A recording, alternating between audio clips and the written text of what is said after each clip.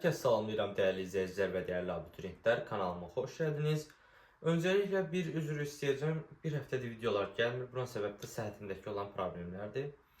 Və bunun belə deyim, videoların davamının gəlməsi nəticəsində düşərliymiş bunu telafi edəcəm. Bunu boş verək, bunu həll eləyərək problemsiz. İkinci olaraq isə bugün bu mövzuda hansı mövzunu izah edəcəm bu videoda daha doğrusu. Azərbaycan 7-4-cü əsrlərdə buna aiddir İskiç şahlığı, bundan başqa Midiya və Atropatena Albaniya dövlətlərini izah edəcəm. Öncəliklə sizə böyük bir məsləhətim var. Bu məsləhətdən əlavə, yəni mütləq eləməlisiniz. Ya video baxmazdan əvvəl və ya video baxandan sonra mütləq kitab oxunmalıdır. Yəni biz nə etsək belə o kitab oxunmalıdır. Niyə? Mənim toxunmadığım bəzi nöqtələr ola bilər. Kitabda məsələn mavi yerlərdə, qırmızı yerlərdə ayrıntılı şəkildə verilir. O qarşımıza situasiya və digər şəkildə düşə bilər. Bunun üçün mütləq və mütləq kitab oxunmalıdır. Başlayaq videomuza, daha doğrusu dərsimizə. İlk olaraq oxunmalıdır. Başlayaq mövzumuza. İlk olaraq biz nəyə görürük? İskiç şahlığı. İskiç şahlığı nə zaman belə deyim formalaşıb? Eramızdan əvvəl 7-ci əsrin birinci yarısında yaranıb. Bəs biz İskiç şahlığında kimin adını görürük? İşkapayın. İşkapay kim olub? İskiç şahlığının hökmdarlarından biri. Bəs İşkapay hansı hadisələrə cəryan elətdirməyinə səbəb olub? Biz deyirik ki, Aşir ilə dostluq. Aşirin adı var. Biz baxırıq ki, bəs Aşir kim olub? Aşir Manna hökmdarı olmuşdu. Nə zaman hakimiyyətdə olmuşdu? 675 eramızdan əvvəl təbii ki. 650-ci illərdə. Və Aşir də belə deyim, indi qeyd edəcəm burada. Alban Kaspi Uti. Bu tayfaları özünə tabi eləmişdi, dövlətinin, yəni şahlığın ərazisini tabi eləmişdi. Və bundan başqa Assuriya yürüş. Bəs eyni zamanda Aşir ilə dostluq, Assuriya yürüş bizə Mannada bir şey xatırlatdı. Nə baş vermişdi ki, bu hadisələr baş vermişdi? Biz deyirik ki, niyə 650-ci il? Buna toxunaq. 650-ci ildə artıq Aşurbanipal yürüş edir Manna üzərinə və Aşiri hakimiyyətdən düşür, üsyan nəticəsində öldürülür. Və eyni zamanda İşkapayın da Assuriya yürüşünün əsas səbəblərindən biri o zaman Aşir ilə dostluğun və Aşir ilə artıq belə deyim Aşuriyalılardan, yəni Assuriyalılardan asığının sona gəlməsini istəməsidir. Amma nəticə nə olur? Təbii ki, bura baxsaq Aşiri öldürülür, onlara boş verək. Hazırki dərsimiz İskiç şahlığına qayıdaq.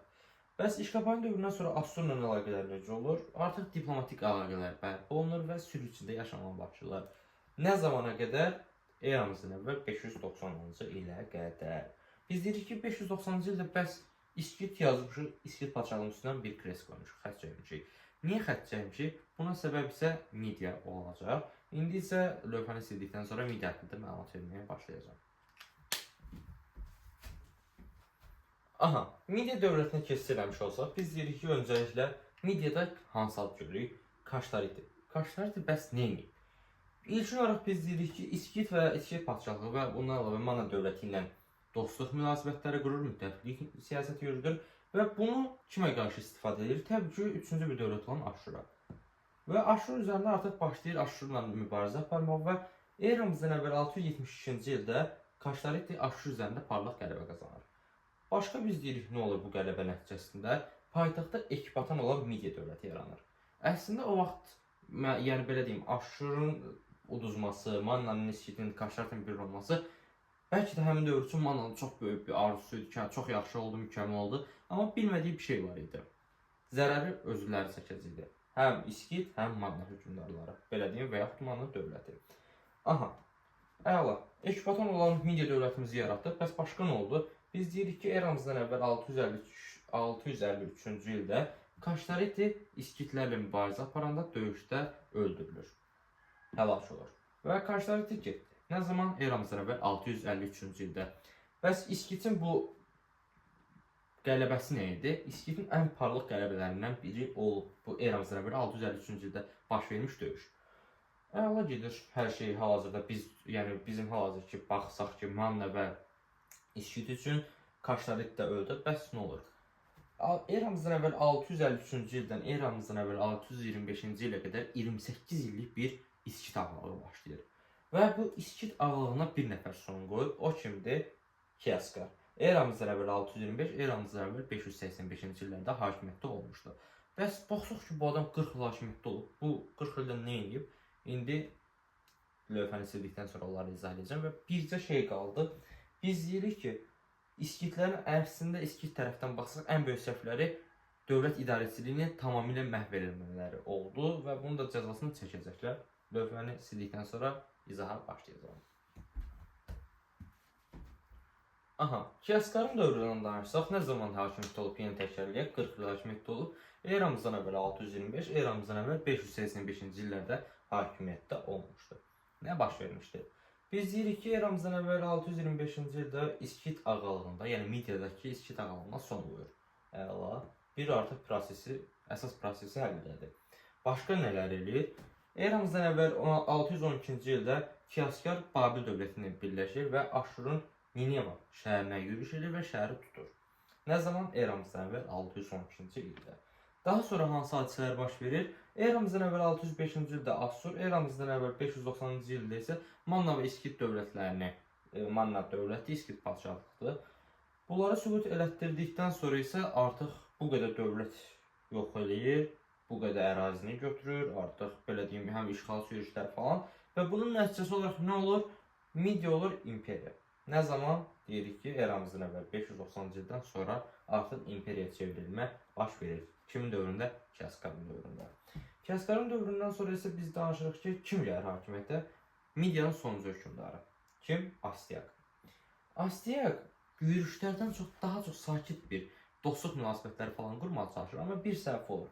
Kimlər? Maqlarla yaxınlaşmaq, yəni Zərdüşt şahinləri ilə. Və bu Zərdüşt şahinlərindən yaxınlaşmanın nəticəsi nə olur? Artıq dövlətdə üsyan çevrilir, baş verir. Biz deyirik ki, Astiaqın hakimiyyət illərinə baxsaq, eramızdan əvvəl 585, eramızdan əvvəl 550-ci illərdə hakimiyyətdə olmuşdu. Bəs üsyan nə zaman başlamışdı? Eramızdan əvvəl 553-cü ildə. Üsyanın başçısı 2-ci Kir. 2-ci Kir kim idi? Əslində elə Astiaqın öz nəvəsi olmuşdu. Və 3 il davam edən mübarizə, bu 3 il mübarizədə biz deyirik ki, son nəticə olaraq, belə deyim, Astiaqın əyanlarının xəyanəti, Ekbatanın dağıdılması və 3 ilin nəticəsi olaraq biz nə olur baş verdiyini deyirik. Eramızdan əvvəl 550-ci ildə Midiya dövlətinə və ya imperiyasına son qoyulmuş olur. Bəs əla, Midiya getdi, bəs yerinə kim başladı? İkinci kimlərdən idi? Əhəmənilər dövləti. Əhəmənilər dövləti nə zaman hakimiyyətdə olmuşdu desək, eramızdan əvvəl 550, eramızdan əvvəl 330-cu illərdə hakimiyyətdə olmuşdu. Lövhəni sildikdən sonra isə artıq Əhəmənilər dövlətinin izahına başlayacaq. Aha, indi isə hansı dövlət eramızdan əvvəl 550 və 330-cu illərdə mövcud olmuş Əhəmənilər dövləti haqqında məlumat verməyə başlayacağam. Əhəmənilər dövlətində gördüyünüz lövhədəki bütün məlumatlar daha doğrusu Əhəmənilər dövlətinə aiddir. Başlayaq nə? İlli dedik, eramızdan əvvəl 550, eramızdan əvvəl 330. Bəs ərazisi Şərqdə Hindistan, Qərbdə Misir. Bunları bildik. Biz dedik ki, Qalmata üzrlü sayın Astiaq hakimiyyətdən gedir, yəni üsyan nəticəsində, çevriliş nəticəsində Astiaq hakimiyyətdən gedir, Midiya süqut edir və nəvəsi 2-ci Kir hakimiyyəti ələ alır və Əhəmənilər dövlətini yaradır. Əhəmənilər dövləti haqqında isə başlayaq 2-ci Kir burada üstündən xətt çəkilib. Niyə xətt çəkilib? Çünki eramızdan əvvəl 530-cu ildə Massagetlər üzərinə yürüş zamanı 2-ci Kir Tonisi və adamları tərəfindən döyüşdə öldürülür. 2-ci Kir getdi. Başqa nə baş verdi? Hansı proseslər? Daha sonra isə biz Qalmata üsyanını görürük. Qalmata üsyanı. Bəs baxırıq ki, bəlkə Əhəmənilər dövlətinə Qalmatla başqa bir üsyan baş verir. Əhəmənilər dövlətinə yox, ardıcıllıqla biz deyirik ki, Baryak üsyanı baş verir. Baryak üsyanı haqqında ətraflı danışacağım. Fərqliliklər nədir? Onu da danışacağım. Çünki Qalmat üsyanı Əhəmənilər dövlətinə qarşı olub. Baryak üsyanı isə Makedoniyalılara qarşı baş verir. Əla. Qalmat üsyanı eramızdan əvvəl 522-ci ildə baş verildi. Kimlərə qarşı? Əhəmənilərə. Niyə? Həm normal olaraq üsyanlar iki səbəb, əsasən bir-iki səbəb var. Bunlara da görə baş verir. Ağır zülümçülük, yəni belə deyim, zülm şəklində idarə olunma, ağır vergilər və bundan başqa həmin dövlətdə, həmin millətdən bir idarəçinin olmaması. Və Qalmat istəyirdi ki, farslar hakimiyyətdən getsin, Midiyalılar hakimiyyətə ağalığa başlasın. Lakin alınmır normal olaraq, çünki təzə yaranmış bir dövlət, o boyda Midiya imperiyasını devirmiş və onun yerində yaranmış bir dövlət buna icazə verməyəcək üçün nə zaman eramızdan əvvəl biz deyik ki, 522-ci ildə bayaq başlamış Qalmat üsyanı yatırıldı və Qalmatlı öldürüldü. Bəs biz bundan sonra nə baş verdiyini deyirik? Biz deyirik ki, Qalmat da öldürüldü, Qalmat üsyanı. Daha sonra hakimiyyətə 1-ci Dara gəlir. Niyə? Birinci daradan sonraki hakimiyyətə bəs kim biləcək? Onu da indi danışdıqca izah edəcəm. Birinci daranın ən böyük məsələlərdən biri 20 canişinlik, yəni satraplığa bölünməsi idi. Hər satrapın bir başçısı var idi, yəni başçısı var idi, canişini var idi. Biz isə Azərbaycan isə Midiya satraplığının daxilində idik. Əla, canişinliyə bölünür, hər şey əla. Lakin bir problem var. Eramızdan əvvəl 4-cü əsrin ikinci yarısında artıq satraplıqlar müstəqil siyasətə yeritməyə başladılar. Bəs biz desək ki, tarixi oxuyuruq, bayaqdan videoları izləyəcək gəlirik. Eramızdan əvvəl 4-cü əsrin ikinci yarısı hansı tarixə düşür desək, eramızdan əvvəl 4-cü əsrin ikinci yarısı biz deyirik ki, eramızdan əvvəl 350, eramızdan əvvəl 300 illəri hakimi, yəni bu daha doğrusu illəri əhatə edir. Bundan başqa biz deyirik ki, əla satraplıqlar müstəqil siyasət yeritməyə başlayır. Eyni zamanda bizim də bir Midiyamızda satrap var. O kimdir? Atropat. Atropat haqqında təbii ki, uzun danışacağıq. Niyə? Atropatena dövlətində. Əla, hər şey olar, satraplıqlar müstəqil siyasət, Atropatı gördük. Eramızdan əvvəl 331. Hansı döyüş? Qavqamela. Biz bayaqdan döyüş adı çox çəkmirik. Və Qavqamela döyüşü bəs kimi qarşıdır? Makedoniyalı İskəndərə qarşı olmuşdur. Makedoniyalı İskəndər təbii ki, bu döyüşdə qalib gəlir və eyni zamanda Qavqamela döyüşündə biz deyirik ki, Əhəmənilərə kömək edənlərdən, yəni Əhəməni daha doğrusu döyüşçülərindən, orduda olanlardan biri Atropat idi, sonra Kaspiyyə və digər Azərbaycan şimali Azərbaycanda yaşayan Azərbaycan tayfaları idi. Azərbaycan deyilən daha doğrusu türk tayfaları. 331 Qavqamela İskəndər 7 əla. Bəs eramızdan əvvəl 330-a nəzəriyyə yetirsək nə baş verir? Eramızdan əvvəl 330-cu ildə Əhəmənilər yenə üstünə xətt çəkilib sənə. Onsuz da eramızdan əvvəl 331-ci ildə artıq Qavqamela döyüşündə artıq Əhəmənilər dövlətinin sonu gələcəyi yaxınlaşmışdı. Hamı bilir ki, Əhəmənilər süqut edəcək. Niyə? Çünki 3-cü Zara qaçmışdı və Atropatı yanına çağırmışdı. Atropat isə bu yanına gəlmək təklifini rədd eləmişdi. Bundan başqa biz deyirik ki, artıq həm tək qalıb, həm böyük bir məğlubiyyətə uğrayıb, öz adamları tərəfindən eramızdan əvvəl 330-cu ildə öldürülür və bununla da Əhəmənilər dövləti süquta yetmiş olur. Əhəmənilər dövləti süquta yetmiş olur və bəs qıraqda iki dənə məlumat var. Bunlar nədir? Biz deyirik ki, Əhəmənilər dövləti Makedoniyalılar tərəfindən süquta uğradı.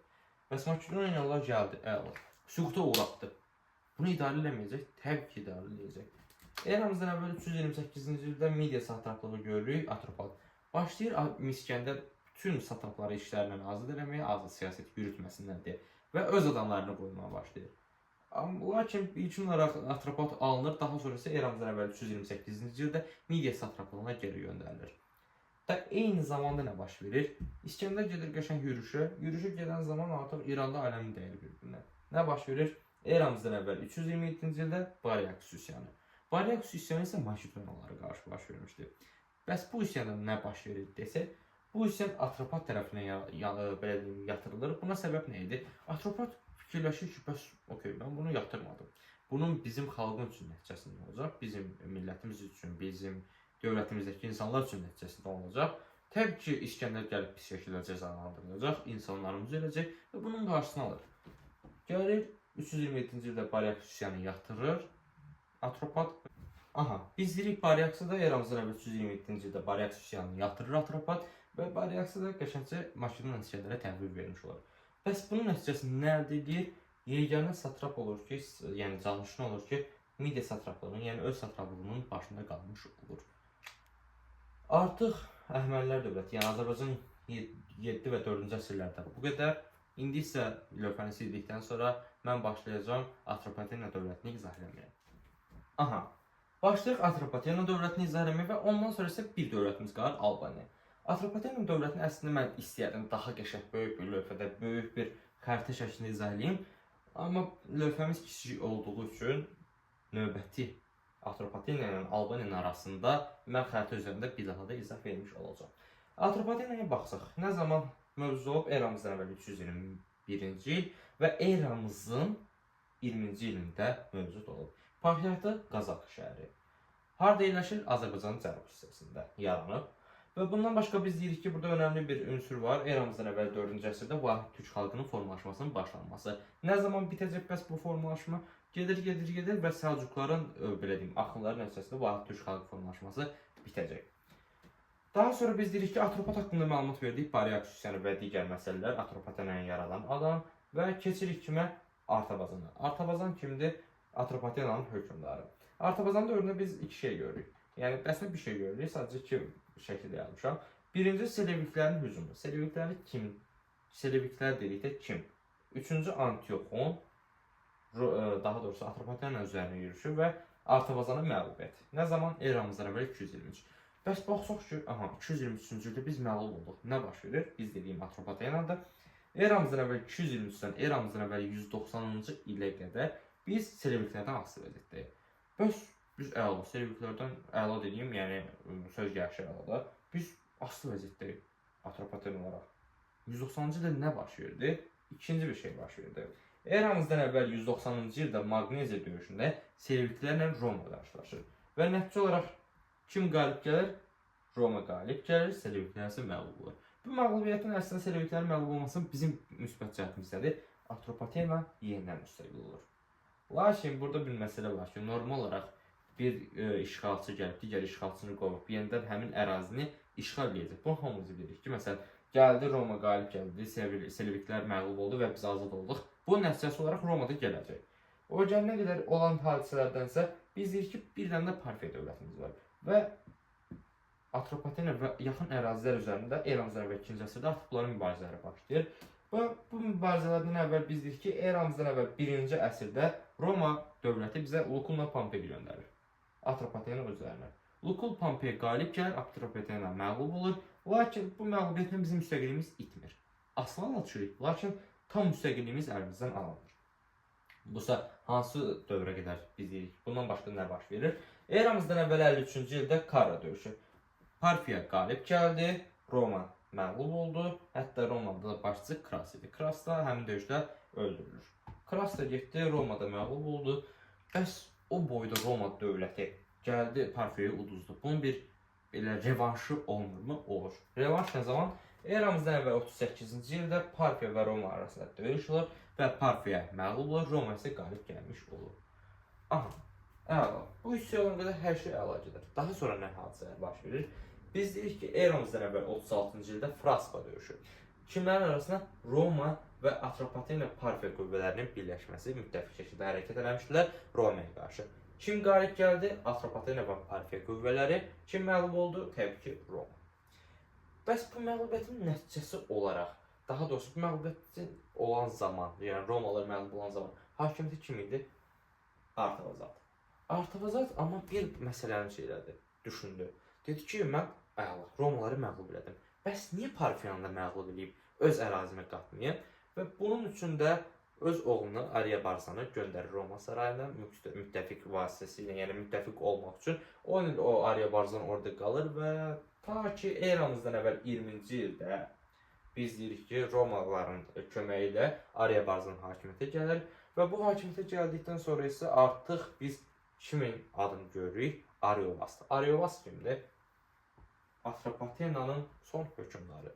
Ariovas əslində, yəni tarixdə belə bir bizim abituriyentlərə lazım olan qismində heç önəmli şeylər yazılmayıb. Yəni sadəcə hakimiyyətdə olduğunu və bu hakimiyyətdə olduğunun da son hökmdar olduğunu bildirilir və biz deyirik ki, eramızın, diqqət edirək, eramızdan əvvəl yox, eramızın 20-ci ilində Ariovas ölür, vəfat edir və bununla da Atropatena dövləti süqut edir və Parfiya dövləti Atropatena dövlətini müstəqilliyini bitirdikdən sonra onun ərazilərini ələ keçirir. Dediyim kimi, hal-hazırda Atropatenanı silib sizə xəritə şəklində izah edəcəm. Aha, qısa bir xəritə çəkdim, yəni əl qabiliyyətim o qədər yüksək olmadığı üçün maksimum bu qədər çəkə bildim. Bu Xəzər dənizimizdir, bu Kür çayımızdır, bu Arazımızdır, bu Göyçə gölümüzdür, bu isə Urmiya. Bunlar bizə nə üçün lazımdır? Hal-hazırda əslində bəlli bir qism lazımdır. Məsələn, şimalı biz deyirik ki, Albaniyadır, aşağısı Atropatena'dır. Lakin gələcək dövrlərdə bizə nələr lazım olur? İndi Albaniya izah edəndə biz deyəcək ki, Bərdə, Qəbələ falan paytaxt məsələlərində. Bundan başqa Atropatena'nın özündə biz deyirik ki, paytaxtlar olub Qazaka. Qazaka harda yerləşir? Ümumiyyətlə o vaxt yaranan bütün cənub dövlətləri Urmiyan hövzəsində ətrafında yaranıb. Bu Urmiyanımız da hardadır? Buradadır. Bundan başqa biz deyirik ki, gələcəkdə bizə lazım olacaq hissə hansı olacaq? Bu Qazakanın yanında verdiyim, yuxarısında verdiyim nöqtə Marağadır. Elə bil Urmiyan 6 Marağa. Urmiyanın sağı daha o nöqtədən biraz üst olan bu nöqtə biz deyirik ki, Təbrizdir. Marağa, Təbriz. Bu hissələrdə isə indi yerini tam əslində düz çəkmədim. Lakin xəritələrdə onun yanında başqa bir nöqtə olmur deyə bu xəritəmiz isə bizim Ərdəbil olacaq. Bu qədər. Son olaraq isə Albaniya dövləti haqqında məlumat verməyə başlasam, hansı illərdə mövcud olub? Eramızın əvvəl 4-cü əsrin sonundan başlayır, ta ki eramızın 705-ci ilinə qədər. İlk paytaxtı hara olub? Qəbələ. Nə zamana qədər? 5-ci əsrə qədər. 5-ci əsrdən sonra Bərdəyə keçid ediləcək. Daha sonra biz deyirik ki, eramızdan əvvəl 1-ci əsrin 1-ci yarısında Pompey, İberiya və Albaniya üzərinə yürüşə başlayıb. Və bu yürüşün nəticəsi olaraq eramızdan əvvəl 66 və eramızdan əvvəl 65-ci ildə olaraq 2 döyüş mövzusu olur. Hansı döyüş? Eramızdan əvvəl 66-cı ildə Kürçay döyüşü. Kim qalib gəlir? Təbii ki, Roma. Roma qalib gəldi Albaniya ordusu. Bəs niyə biz deyirik ki, əla? Eramızdan əvvəl 66-cı ildə Kürçayında onsuz, yəni Albaniya uduzub. Bir daha niyə uduzur? Buna səbəb artıq Roma Albaniyanın udduğunu varsayıb hücum edir İberiya tərəfə yürüşə başlayır. Və bu yürüş zamanı Albanlar Romaya arxadan hücum edirlər. Və bunun nəticəsi olaraq Qanıq sahili və yaxud Alazan sahili döyüş başlayır. Alazan və yaxud Qanıq döyüşü və eramızdan əvvəl 65-ci ildə bu döyüşün nəticəsi olaraq Albaniya yenə məğlub olur və Roma qalib gəlir. Lakin bu döyüşlərin nəticəsi olaraq Albaniya qətiyyən Romadan sağ olsun düşmür. Sadəcə sülh edirlər. Və bu döyüşlərdən sonra Roma daxili irəliləyə bilmir, həm ərazi relyef çətinliyi, həm də daxili Albanlarda yerləşmiş insanların, yəni Albaniyalıların o dərinlərdə yerləşmiş Albaniyalıların güclü bir, belə deyim, müqavimət nəticəsində çox irəliləyə bilmir və sülhlə yetinir. Bu qədər. Davamı nə olur? Biz deyirik ki, eramızdan əvvəl 36-cı ildə Kanidi Romalı gəlir Zubirlə. Zubir kimdir? Zubir isə Albaniyanın hökmdarı. Zubir məğlub olur, Kanidi qalib gəlir. Artıq burada isə biz deyirik nə baş verir? Asıllıq. Deməli bizə yazsa ki, eramızdan əvvəl 1-ci əsrin 1-ci yarısında Albaniya Romadan asılı düşmüşdür, yanlışdır. Əgər də bizə desək ki, eramızdan əvvəl 1-ci əsrin 2-ci yarısında Albaniya Romadan asılı düşmüşdür, bu doğrudur. Dimin ən sevdiyi suallar. Bizə yazdı eramızdan əvvəl 1-ci əsr, biz baxmadan götürdük ki, onsuz asılı düşüb də. Amma eramızdan əvvəl 1-ci əsrin 1-ci yarısında asılı düşmür bax bu adamlar. 1-ci əsrin 2-ci yarısına düşüb də. Bu qədər sadə. Daha sonra biz deyirik ki, alanların adını görmüş oluruq. Alan tayfaları hardan gəlir? Dərbənd üzərindən və neçənci illərdə? 1-ci, 3-cü əsrlərdə əsasən gəlirlər, yəni 1-ci əsrlər arasında. Lakin ən güclüsü 70-74-də baş verir. Gəlirlər qarət və talan nəticəsində və yəni bunların məhkəmlənib, dövlət üzərinə çöküb. Belə bir işləri yox idi. Sadəcə qarət və talan. Və bunların da katakomba qəbirlər sayəsində alanların gəldiyi sübut olunmuş olur. Onların təsiri katakomba ilə bilinir. Bəs Romalıların təsiri? Romalıların təsiri Qobusın kitabı 84-96-cı illərdə yazılmış Roma, yəni belə deyim, Latın əlifbasında yazılmış Roman təsirini göstərmiş olur bu kitabda. Bəs Yunanların təsiri isə Şəkinin Dəhnə kəndindəki tapıntılar sayəsində sübut olunur. Bəs biz bir şeyə fikir verməliyik. Alanlar gəldi, Albaniyaya qarət edib getdilər. Bəs getdilərmi, yoxsa hara getdilər? Yenə çəkirəm möhtəşəm əvzindən. Bura Albaniyadır, aldı yazaq. Bura artıq Atropatena deyil. Ərazi adı olaraq bəli. Niyə ərazi adı olaraq? Çünki ərazi adı olaraq dəyişmir. Yəni bir ərazi adı olaraq kimi qalır. Lakin 72-74 qeyd edirik. Bəs biz Atropatenanın sonluğunu nə zaman deyirik? Eramızın 20-ci əsrində. Yəni bizə bir dim sual verirsə ki, tutalım. Albaniya və Atropatena dövlətləri üçün oxşarlıqdır. Alanların yürüşünə məruz qalması. Yəni yürüşün nəticəsində 70-74-cü illər yürüşünə məruz qalması. Belə deyim. Qarət yürüşünə məruz qalması. Düzdürmü? Bu baxırıq ki, bu Atropatena niyə gəlib? Lakin dövlətə gəlmir. Atropatena dövlətinə yox. Ərazi adı olaraq Atropatena gəlir. Buna mütləq fikir verin. Çünki dim rahatlıqla bu hissələrdən vurar, heç xəbəriniz olmaz. Bu qədər Midiya, Əhəmənilər, bundan başqa Atropatena və Albaniyanı izah elədim. Yeni videolarda görüşənədək sağ olun, gününüz uğurlu keçsin.